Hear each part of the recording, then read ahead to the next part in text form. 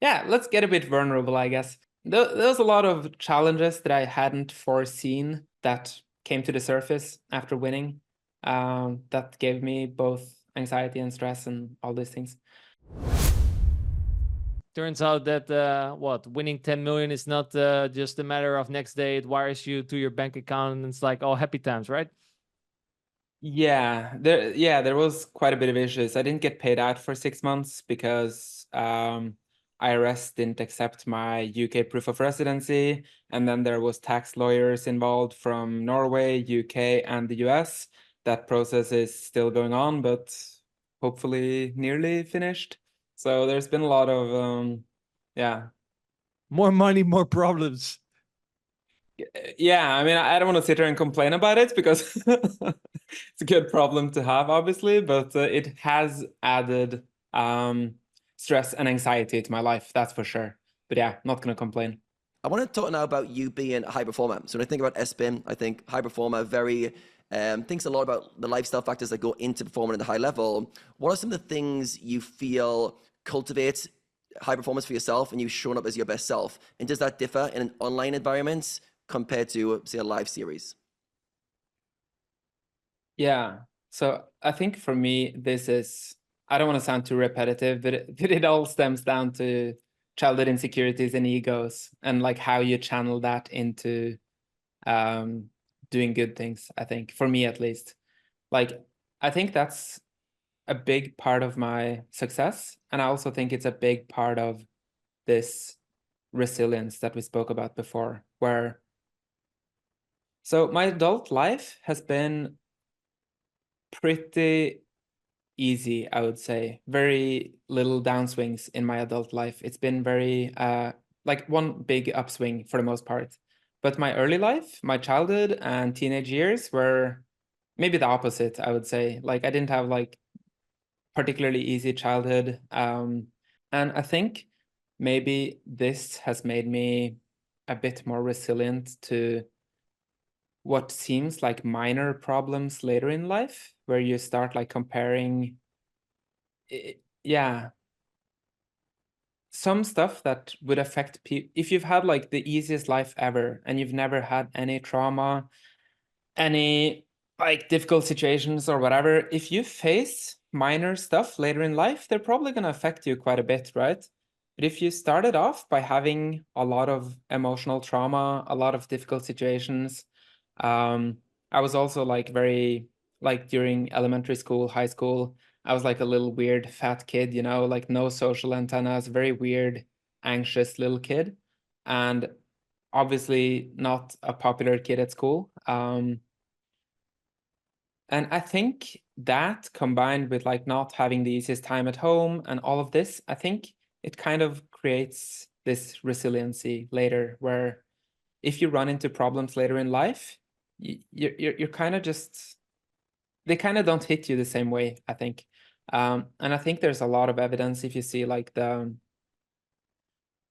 if you go back to the all like people who channel their insecurities and childhood issues and egos and stuff into doing good things. I think there's quite a bit of evidence of this, like the people that were like the jocks that were crushing it in high school, the popular guy who like got all the girls, who was like the captain of the football team or whatever, pick your classic cliche scenario, right? A lot of these people maybe don't have the same drive later in life to prove something, while the nerds, the guys who got picked on, the little fat guys, or the guys who are like in the chess club or whatever, maybe they have a bit more reason later in life to prove something. They want to make up for, they want to prove to the jocks that were bullying them in sixth grade, you know, that I'm not this loser that you called me, like, you know, I think there's a lot to this. And I think that has been like a big part of my success in poker and in you mentioned like high performance in terms of like getting in better shape and all of this. Like I mentioned, I used to be like very out of shape when I was younger. Now I'm in like reasonable shape. And I think that's like also just based because of this, that I got picked on for being fat. Now I'm trying to get in, now I'm trying to have a six pack to prove them wrong, you know? It's so, yeah. I came from not having any money when I was younger. Now I'm trying to make all the money.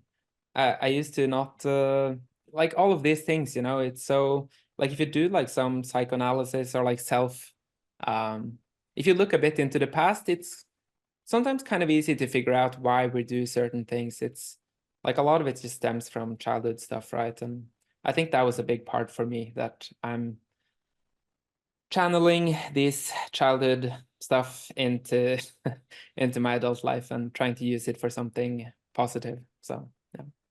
Yeah, and I think that's the main thing, like that ability to channel it in the right direction, because other people would go through similar experiences and it would overwhelm them. They might not build that resilience.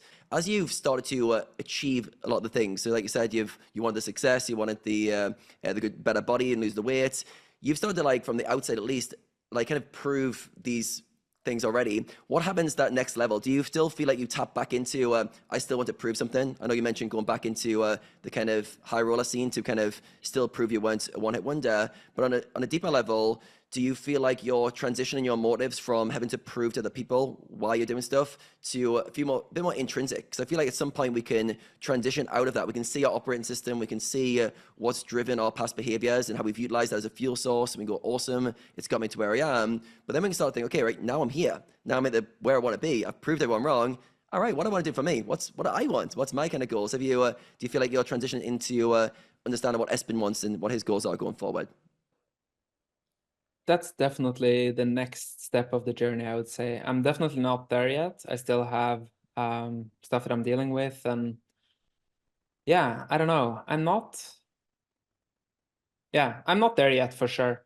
Like this year, my focus is going to be a bit to try to land and to remove some stress and anxiety from my life. Like, because before winning the main event, like as I said, my adult life was big upswing only. I didn't have much stress, anxiety. I felt pretty resilient. Like, I think you mentioned like a lot of people that face adversity, it becomes overwhelming. And for me, it was definitely that as well when I was younger. Like in my teenage years, this was the reason I was playing all these video games, right? Like why I was in Azeroth playing World of Warcraft 14 hours a day. It wasn't because only because I thought it was a great game. It was, of course, like my escape from the outside world, right? I think this is very common. I'm very happy that I chose video games as my escape, since there are a lot of worse ways to do this, I think. But yeah, now, like later in life, it's been like before winning the main event, I knew exactly what I was doing, where I was going, what my goals were, how I was going to reach them. I was living in a grindhouse in London with some fellow Norwegian pros. Shout out to Prebz, Jonas, and Ben. We were living in a grindhouse. This was during COVID. This was actually like I would say, the most formative years of my poker career, because while the world was in shutdown, and for most people, this was like a pretty traumatic time, or for a lot of people, right?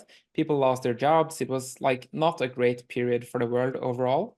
I would say for me, it was like for my poker career, at least, it was a very good time. Basically, I was forced to reduce my travel to essentially zero. We were locked in this house in London where we had nothing else to do really than work out, study, and play poker. That was it. So during the COVID years, I would say, like, I was also like living with Prebz, as I mentioned, who was like one of my idols in the MTT world. He was like always like the best MTT player from Norway. And living with him and getting to talk poker strategy with him like every day, study with him and like just be surrounded and see how him and the other guys I was living with as well, who were all like very hard workers, very hard. Yeah, they had like good mindsets for becoming successful. You know, they would just like every day just study, play, do the right thing. You know, very motivational crew to live with. So during those years, I improved a lot, and it was very, how to say, like during these years, I just loved it, the process, you know. I loved the process. I had no stress, no anxiety, very easy. I would say that after the main event, my life has kind of turned upside down in that sense, and I've had a lot more stress and anxiety after winning the main, which I don't want to call it like a negative thing. It's just part of it, is just what it is, and it's natural, I think. Of course, I'm super happy that I won the main event. It did change me in some ways, where I'm just now starting to trying to land a bit again, you know, in terms of these anxiety levels and stress levels and whatever.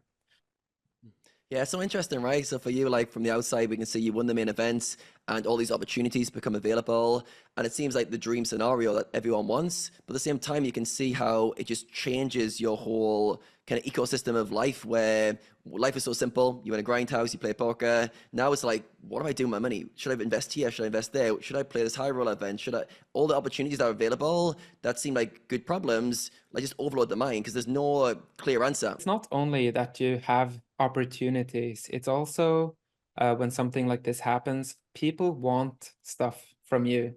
Especially, like, it's slowed down a lot now, of course, but like the first month, the first 6 months after winning the main, there was a lot of incoming, right?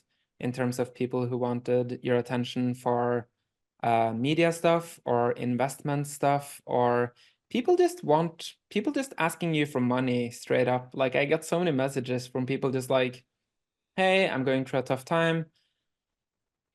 My kid is sick. I lost my job, this, that, whatever it is. Here's my account number. Can you please transfer me 1K, 5K, whatever? There was a lot of stuff like this. And a lot of these messages are probably scammers who just come up with sob stories and like ask for money. Some of these stories are probably people genuinely struggling. I found it really tough actually to, most of it I kind of just ignored. Sometimes you get messages from, like, I'm from a small city in Norway, you know, like 23,000 people or something live there.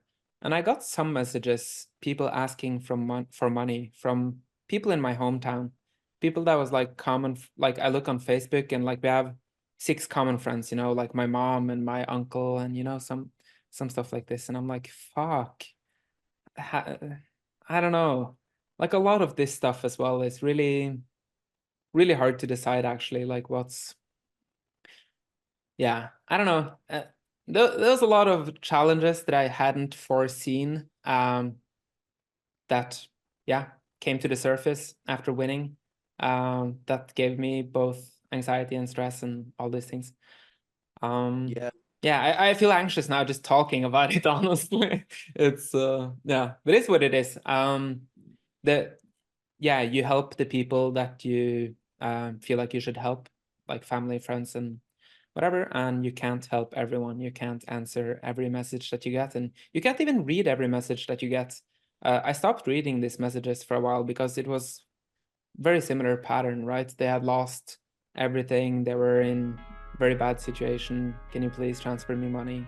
And if you every day like just churn through these messages, you're gonna go a bit crazy, I think. You're not gonna be able to be happy. So